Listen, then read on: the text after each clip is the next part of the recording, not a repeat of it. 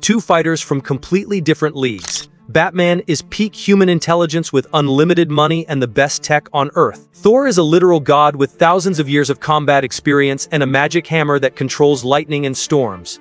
One relies on preparation, gadgets, and psychological warfare. The other brings divine strength that can shatter planets. This isn't even close to a fair fight on paper. Batman has no powers, just his brain, training, and whatever gadgets he can carry. Thor casually throws around cosmic-level threats and has defeated beings that could erase galaxies. But Batman has taken down Superman, Darkseid, and other gods through pure strategy and preparation. We'll see if the world's greatest detective can find a way to beat an Asgardian god when brains meet divine power. Batman's greatest weapon isn't his fists or gadgets, it's his brain. The guy has contingency plans for beating every member of the Justice League, including Superman. His research capabilities are insane. He can find weaknesses in opponents that they don't even know they have. Bruce has defeated aliens, gods, and cosmic threats not through raw power but by understanding exactly how their abilities work and where they fail. His detective skills let him gather intelligence on opponents before fights even start. Access to Wayne Enterprises gives him tech that rivals anything on Earth, from advanced armor to experimental weapons. The psychological warfare angle is huge too. Batman knows how to get inside people's heads and make them doubt themselves. His reputation alone causes hesitation in opponents who know his track record. Most importantly, Batman never goes into a fight without a plan. He studies enemy patterns, identifies weak points, and creates specific countermeasures for every threat type. But the question is whether human intelligence and preparation can overcome divine power that operates beyond normal physics. Bruce's tactical flexibility comes from decades of fighting opponents way stronger than him and winning through superior strategy. He's taken down Superman using kryptonite and red solar radiation. He's defeated Darkseid through technological solutions and strategic thinking. His greatest asset is recognizing that every power has limitations and exploiting those limitations through precise application of the right tools. Batman's utility belt contains solutions for most common threat types, while his vehicles provide heavy firepower and escape options. The psychological component can't be ignored either. Batman fights dirty when necessary, using fear tactics and environmental advantages to level the playing field. His armor provides protection against most physical attacks while maintaining mobility for hit and run tactics. Stealth capabilities let him choose engagement timing and location rather than fighting on opponent terms. The key insight is that Batman doesn't try to match opponent power levels, he changes the rules of engagement entirely. His experience includes victories over magic users, which gives him tactical knowledge for dealing with supernatural abilities. The question becomes whether his anti-god protocols can work against someone with Thor's specific power set. Batman's real advantage lies in forcing opponents to fight on his terms through environmental control and strategic preparation.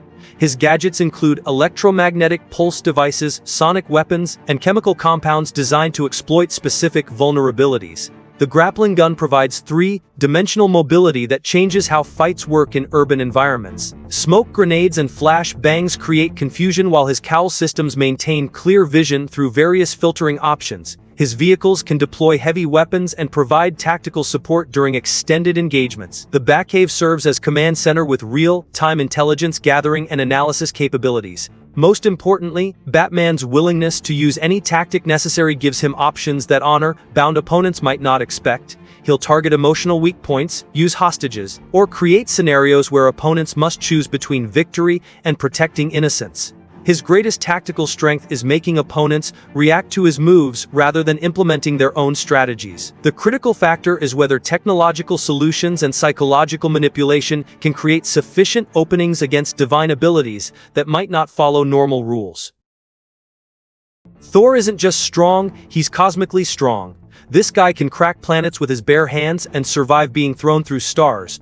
Mjolnir gives him control over lightning, storms, and weather on a planetary scale. Flight speed reaches interstellar levels, while his combat reflexes can track multiple faster than light opponents simultaneously. The hammer returns to his hand from anywhere in the universe and can only be lifted by those worthy of its power. Lightning strikes operate at temperatures that dwarf nuclear fusion while maintaining precision targeting across vast distances. His Asgardian physiology provides immunity to most earthly weapons and toxins. Thousands of years of combat experience include battles against cosmic entities, dimensional threats, and beings that exist beyond normal physics. Thor's warrior mentality focuses on direct confrontation backed by overwhelming force application. The psychological factor works in reverse too. Most opponents lose confidence when facing someone who treats planet-busting attacks as warm-up exercises. His divine nature provides resistance to most forms of manipulation or control that work on mortals. Thor's tactical approach combines warrior instincts refined over millennia with divine powers that rewrite battlefield conditions.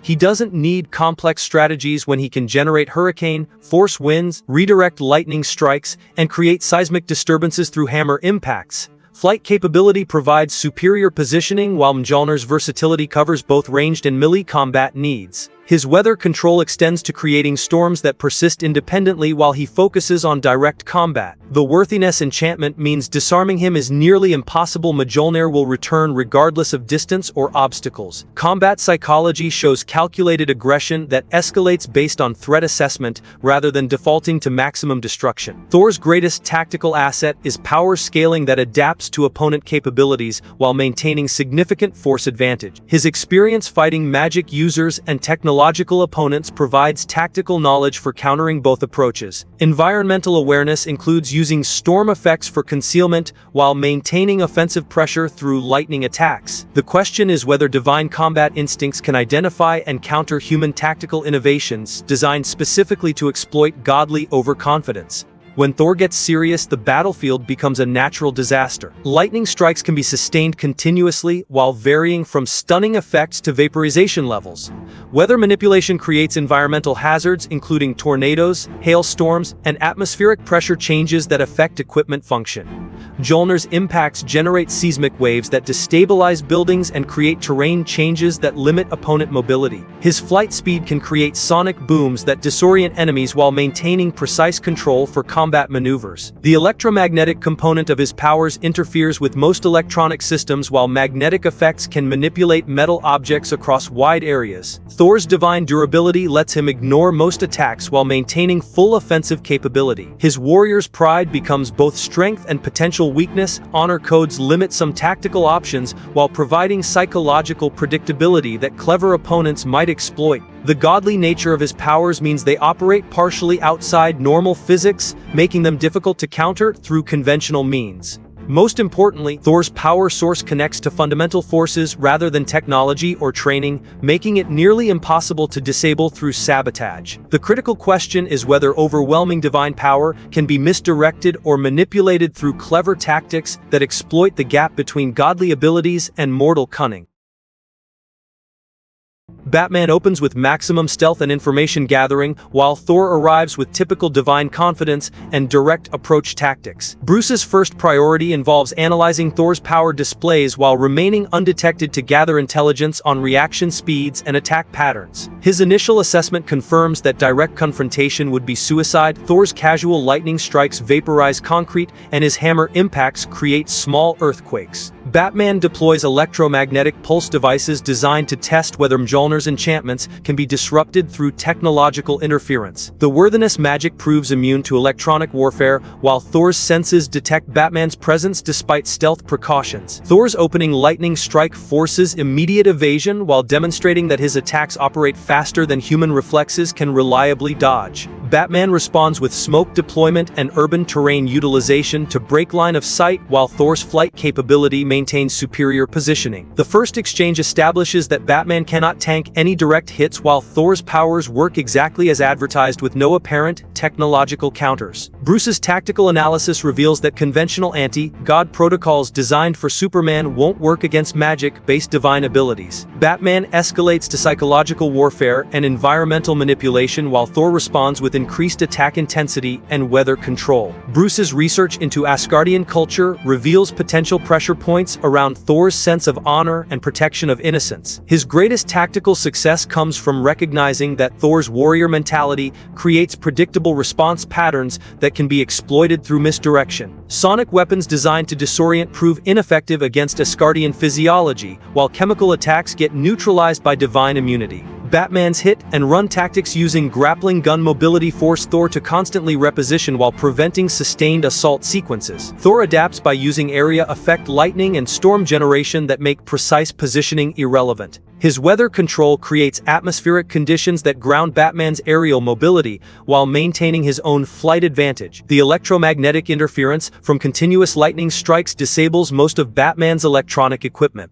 Bruce's backup plans include mechanical devices and chemical compounds that don't rely on electronics, but Thor's combat experience recognizes these tactics from previous encounters with technologically advanced opponents. The momentum clearly favors Thor as his divine abilities prove resistant to technological countermeasures while his attack capability far exceeds Batman's defensive options. Thor wins through superior power application that overwhelms Batman's tactical advantages faster than they can be implemented effectively. Bruce's most creative strategies, including environmental traps and psychological manipulation, prove insufficient against divine abilities that operate beyond normal physics. His anti-god protocols work better against aliens like Superman, whose powers follow consistent rules, but Thor's magic-based abilities resist technological solutions. Batman's greatest tactical insight comes too late, recognizing that Thor's worthiness, enchantment, and divine nature make him fundamentally different from other powerful opponents, who can be defeated through preparation and gadgets. Thor's victory stems from power levels that exceed human tactical solutions regardless of intelligence or preparation time.